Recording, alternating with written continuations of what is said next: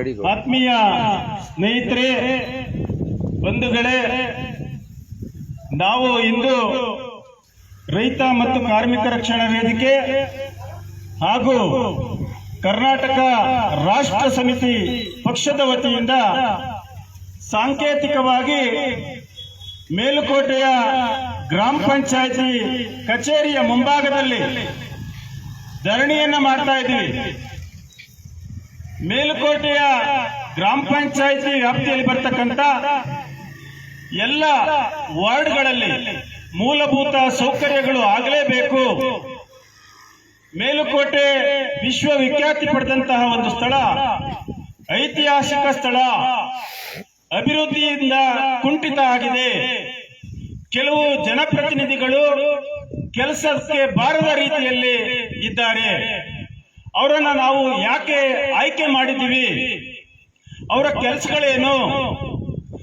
ಒಬ್ಬ ಸಾಮಾನ್ಯ ಜನಗಳು ಬಂದು ಅಹವಾಲುಗಳನ್ನ ಹೇಳ್ಕೊಳ್ಳುವಂತ ಸಂದರ್ಭದಲ್ಲಿ ಉಡಾಫೆಯ ಉತ್ತರ ಕೊಡ್ತಕ್ಕಂಥ ಮೇಲುಕೋಟೆ 3ನೇ ಬ್ಲಾಕ್ನ ಸದಸ್ಯ ಉಡಾಫೆಯನ್ನ ಖಂಡಿಸಿ ನಾವು ಧರಣಿಯನ್ನ ಮಾಡ್ತಾ ಇದ್ವಿ. ಸಮಗ್ರ ಮೇಲುಕೋಟೆ ಗ್ರಾಮ ಪಂಚಾಯತಿ ವ್ಯಾಪ್ತಿಯ ಅಭಿವೃದ್ಧಿಯನ್ನ ಮಾಡಲಿ ಅಂತ ನಾವು ಪ್ರತಿಭಟನೆಯನ್ನ ಮಾಡ್ತಾ ಇದ್ದೀವಿ. ಪ್ರವಾಸಿಗರಿಗೆ ಅನುಕೂಲ ಆಗಬೇಕು. ಮೇಲುಕೋಟೆ ಒಂದು ಐತಿಹಾಸಿಕ ಪವಿತ್ರವಾದ ಪ್ರವಾಸಿ ಸ್ಥಳ, ಪ್ರವಾಸಿಗರಿಗೆ ಅನುಕೂಲ ಆಗಬೇಕು, ಸ್ಥಳೀಯ ಜನಗಳಿಗೆ ಅನುಕೂಲ ಆಗಬೇಕು. ಆ ನಿಟ್ಟಿನಲ್ಲಿ ನಮ್ಮ ಧರಣಿ ಸಾಂಕೇತಿಕವಾಗಿ ಪ್ರಾರಂಭವಾಗ್ತಾ ಇದೆ.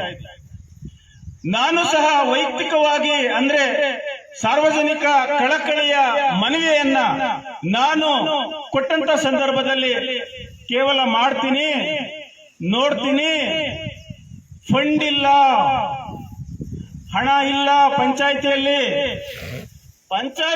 ಹಣ ಇಲ್ಲ ಅಂದ್ರೆ ಪಂಚಾಯಿತಿಗೆ ಬೀಗ ಜಡ್ದಿ ಹೋಗಿ ಮನೆಗೆ ಕೂತ್ಕೊಳ್ಳಿ. ಯಾಕೆ ಪಂಚಾಯಿತಿಯನ್ನ ಆಫೀಸನ್ನ ತೆಗೆದುಕೊಂಡು ಕೂತಿದ್ರಿ? ಅಭಿವೃದ್ಧಿ ಮಾಡಲಿಕ್ಕೆ ಹಣ ಇಲ್ಲ, 15ನೇ ಹಣಕಾಸು ಬೇಕು ನಮ್ಗೆ. ಆ ಸಂದರ್ಭದಲ್ಲಿ ಮಾಡ್ತೀನಿ ಅಂತ ಕಳೆದ 25 ವರ್ಷಗಳಿಂದನೂ ತಳ್ಳಾಕೊಂಡು ಬರ್ತಾ ಇದ್ರಿ. ಇದರ ಉದ್ದೇಶ ಏನು? ಗ್ರಾಮ ಪಂಚಾಯಿತಿ ಅಂತ ಅಂದ್ರೆ ಕೆಲವು ಜನಪ್ರತಿನಿಧಿಗಳ ಸ್ವಯಾರ್ಜಿತ ಆಸ್ತಿಯ ಇಲ್ಲ ಪಿತ್ರಾರ್ಜಿತ ಆಸ್ತಿಯ? ಇದನ್ನ ಪ್ರಶ್ನೆ ಮಾಡ್ತಾ ಇದ್ದೀವಿ. ಯಾಕೆ ಅಭಿವೃದ್ಧಿ ಮಾಡ್ತಾ ಇಲ್ಲ? ಜನರು ಅಹವಾಲುಗಳನ್ನ ಕೊಡುವಂತ ಸಂದರ್ಭದಲ್ಲಿ ನೋಡಿ, ತೊಟ್ಲು ಮುಡು ಜಾತ್ರೆ ಆಗುತ್ತೆ, ವರ್ಷಕ್ಕೊಂದ್ಸರಿ ಕ್ಲೀನ್ ಮಾಡ್ತಾರಂತೆ. ಎಣ್ಣೆ ಕುಡ್ಕೊಂಡು ಶೋಕಿ ಮಾಡ್ಕೊಂಡು ಐಷಾರಾಮಿ ಜೀವನ ಮಾಡ್ತಕ್ಕಂಥವ್ರು ಅನೈತಿಕ ಚಟುವಟಿಕೆಗಳಲ್ಲಿ ತೊಡಗಿದ್ದಾರೆ. ಅಲ್ಲಿ ಅದನ್ನ ಖಂಡಿಸ್ತಾ ಇದ್ವಿ. ಅಲ್ಲಿ ಲೈಟಿಂಗ್ ವ್ಯವಸ್ಥೆ ಮಾಡಿ, ಕೆರೆ ಏರಿ ಸ್ವಚ್ಛಗೊಳಿಸಿ, ಒಂದ್ ಕಡೆ ಕೆರೆ ಇದೆ, ಒಂದ್ ಕಡೆ ಗದ್ದೆಗಳಿವೆ. ಯಾರಾದ್ರೂ ವಾಹನಗಳಿಗೆ ಬಂದಂತವರು ಬಿದ್ದು ಸತ್ತೋಗ್ಬಿಡ್ತಾರೆ ಅಂತ ನಮ್ಮ ಮೇಲ್ಕೋಟೆ ಗ್ರಾಮ ಪಂಚಾಯತಿ ವ್ಯಾಪ್ತಿಯ 3ನೇ ವಾರ್ಡಿನ ಸದಸ್ಯರಾದ ಜಯರಾಮೇಗೌಡನ್ಗೆ ನಾನು ನಿನ್ನೆ ಹೇಳಿದಂತ ಸಂದರ್ಭದಲ್ಲಿ, ದಿನ ಮಾಡಕ್ಕಾಯ್ತದೇನ್ರಿ, ವರ್ಷಕ್ಕೊಂದ್ಸರಿ ಕ್ಲೀನ್ ಮಾಡ್ತೀವಿ ಅಂತ ಉಡಾಫೆ ಉತ್ತರ ಹೇಳ್ತಕ್ಕಂತ ಜಯರಾಮೇಗೌಡ ರಾಜೀನಾಮೆ ಕೊಟ್ಟಿ ತೊಲಗಲಿ. ಮೇಲುಕೋಟೆ ಗ್ರಾಮ ಪಂಚಾಯತಿ ವ್ಯಾಪ್ತಿಯ 3ನೇ ಬ್ಲಾಕ್ನ ಜಯರಾಮೇಗೌಡ ರಾಜೀನಾಮೆ ಕೊಟ್ಟಿ ತೊಲಗಬೇಕು. ನೀನು ಲಾಯಕ್ಕಿಲ್ಲ ಅಂತ ನಾನು ನಿಮ್ಮ ಗ್ರಾಮ ಪಂಚಾಯತಿ ಮುಂದ್ಗಡೆ ನೇರವಾಗಿ ಆಪಾದನೆಯನ್ನ ಮಾಡ್ತಾ ಇದ್ದೀನಿ. ಇದೇ ರೀತಿಯಲ್ಲಿ ಯಾವ್ಯಾವ ಜನಪ್ರತಿನಿಧಿಗಳು ಉಡಾಫೆ ಉತ್ತರವನ್ನ ಕೊಡ್ತಾರೆ ಅವರೆಲ್ಲರೂ ರಾಜೀನಾಮೆ ಕೊಟ್ಟು ತೊಲಗಲಿ ಅಂತ ನಾನು ಸಂದೇಶವನ್ನ ರವಾನೆ ಮಾಡ್ತೀನಿ. ಒಳ್ಳೆಯ ಜನಪ್ರತಿನಿಧಿಗಳಿಗೆ ನಾವು ಸಲ್ಯೂಟ್ ಹೊಡಿತೀವಿ, ನಮಸ್ಕಾರಗಳನ್ನ ಹೇಳ್ತೀವಿ. ಭ್ರಷ್ಟರನ್ನ, ದುಷ್ಟರನ್ನ ಮಟ್ಟ ಹಾಕುವಂತ ಒಂದು ಕೆಲಸವನ್ನ ನಾವು ಮಾಡ್ತೀವಿ. ಬಂಧುಗಳೇ, ಭ್ರಷ್ಟಾಚಾರ ಅನ್ನೋದಕ್ಕೆ ಕಡಿವಾಣನೇ ಇಲ್ವಾ? ಭ್ರಷ್ಟಾಚಾರ ಅನ್ನೋದಕ್ಕೆ ಕಡಿವಾಣ ಇಲ್ವೇ ಇಲ್ವಾ? ಭ್ರಷ್ಟಾಚಾರ ಮುಕ್ತ ರಾಜ್ಯ ಆಗಬೇಕು, ಭ್ರಷ್ಟಾಚಾರ ಮುಕ್ತ ರಾಜ್ಯ ಆಗಬೇಕು ಅಂತ ಹೇಳಿ ಹೋರಾಟವನ್ನ ಮಾಡ್ತೀವಿ. ಆದ್ರೆ ಎಷ್ಟು ಹೋರಾಟ ಮಾಡ್ತೀವಿ ಅದರ 10 ಪಟ್ಟು ಭ್ರಷ್ಟಾಚಾರದಲ್ಲಿ ತೊಡಗಿರ್ತಕ್ಕಂಥವ್ರನ್ನ ನಾವು ನೋಡ್ತಾ ಇದ್ದೀವಿ. ಹಾಗಾಗಿ ನಮ್ಮ ಹೋರಾಟ ನಿರಂತರವಾಗಿರ್ತದೆ. ಇಡೀ ಇತಿಹಾಸದಲ್ಲಿ ನಾನ್ ಕಂಡಂಗೆ ಮೇಲುಕೋಟೆ ಗ್ರಾಮ ಪಂಚಾಯತಿ ಮುಂದೆ ಹೋರಾಟ ನಡೆದಿರಲಿಲ್ಲ. ಹೋರಾಟ ಮಾಡ್ತಾ ಇದ್ದೀವಿ ಅಂತ ಅಂದ್ರೆ ನೋವಿದೆ, ಸಾರ್ವಜನಿಕರ ಸಮಸ್ಯೆಗಳಿವೆ. ಆ ಸಾರ್ವಜನಿಕರ ಸಮಸ್ಯೆಗೆ ನಾವು ಧ್ವನಿಯಾಗಿ ನಿಂತುಕೊಂಡು ಕರ್ನಾಟಕ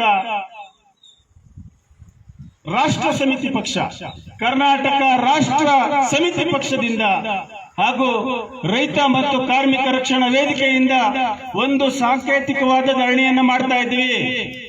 ಶಾಲಾ ಕಾಲೇಜುಗಳು ಉತ್ತಮವಾಗಬೇಕು, ಜನತೆಗೆ ಅನುಕೂಲ ಆಗಬೇಕು, ಚರಂಡಿಗಳು ಅಚ್ಚುಕಟ್ಟಾಗಿ ವ್ಯವಸ್ಥಿತವಾಗಿ ಆಗಬೇಕು.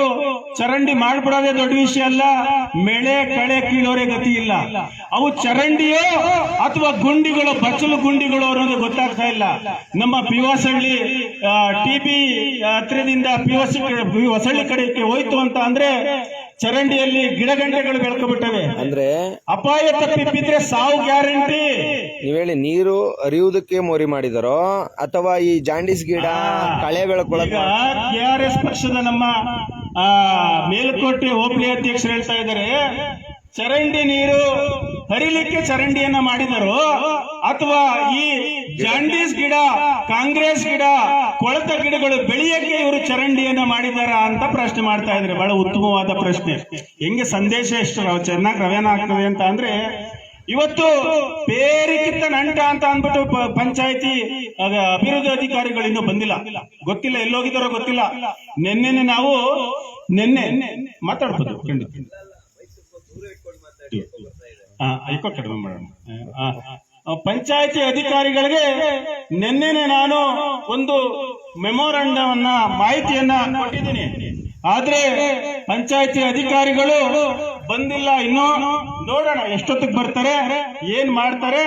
ಭ್ರಷ್ಟರ ಒಂದು ಬೇಟೆಯಾಡುವ ನಿಟ್ಟಲ್ಲಿ ಭ್ರಷ್ಟ ಅಧಿಕಾರಿಗಳಿಗೆ ಬೇಟೆಯಾಡಬೇಕು.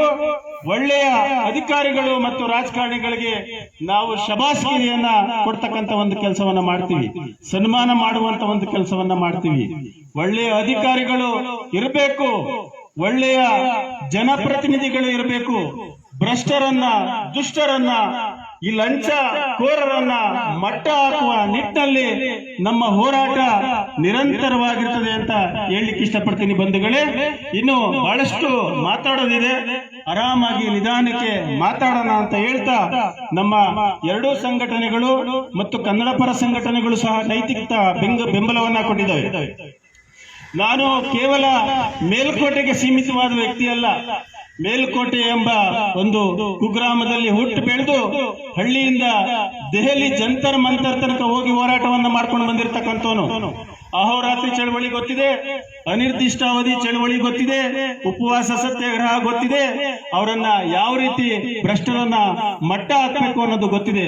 ಹಂಗಾಗಿ ನೋಡೋಣ ಯಾರು ಸ್ಪಂದಿಸ್ತಾರೆ, ಯಾರು ಸ್ಪಂದಿಸಲ್ಲ ಅನ್ನೋದು ಗೊತ್ತಾಗ್ತದೆ. ಮೇಲ್ಕೋಟೆ ಗ್ರಾಮ ಪಂಚಾಯತಿಲಿ ಜನಪ್ರತಿನಿಧಿಗಳಿದ್ದಾರ, ಅಧಿಕಾರಿಗಳು ಇದ್ದಾರ, ತಾಲೂಕು ಮಟ್ಟದ ಅಧಿಕಾರಿಗಳಿದ್ದಾರ, ಮತ್ತೆ ಪಾಂಡವಪುರ ತಾಲೂಕು ದಂಡಾಧಿಕಾರಿಗಳು, ಪಾಂಡವಪುರ ತಾಲೂಕು ಪಂಚಾಯತಿ ಇಒರವರು, ಮಂಡ್ಯ ಜಿಲ್ಲಾ ಪಂಚಾಯತಿ ಸಿಇಒ ಅವರು ಯಾವ್ಯಾವ ಕ್ರಮಗಳನ್ನ ಕೈಗೊಳ್ತಾರೆ ಅನ್ನೋದ ನಾವು ನೋಡೋಣ. ನಿಧಾನಕ್ಕೆ ಮಾತಾಡ್ತೀನಿ. ಇಷ್ಟು ಮಾತಾಡಿ ನನ್ನ ಮಾತನ್ನ ಸದ್ಯಕ್ಕೆ ಮುಗಿಸ್ತಾ ಇದ್ದೀನಿ. ನಿರಂತರವಾಗಿ ನಮ್ಮ ಮಾತಿರ್ತದೆ, ಹೋರಾಟ ಧರಣಿ ಕಂಟಿನ್ಯೂ ಇರ್ತದೆ ಅಂತ ಹೇಳ್ತಾ ನಮ್ಮ ಹೋರಾಟಕ್ಕೆ ಜಯವಾಗಲಿ ಅಂತ ನಾವೇ ಹೇಳ್ಕೊಂಡು ನನ್ನ ಮಾತನ್ನ ಮುಗಿಸ್ತಾ ಇದ್ದೀನಿ. ಧನ್ಯವಾದಗಳು. ತಾಯಿ ಭುವನೇಶ್ವರಿಗೆ ಜಯವಾಗಲಿ. ಜೈ. ಒಳ್ಳೆದ.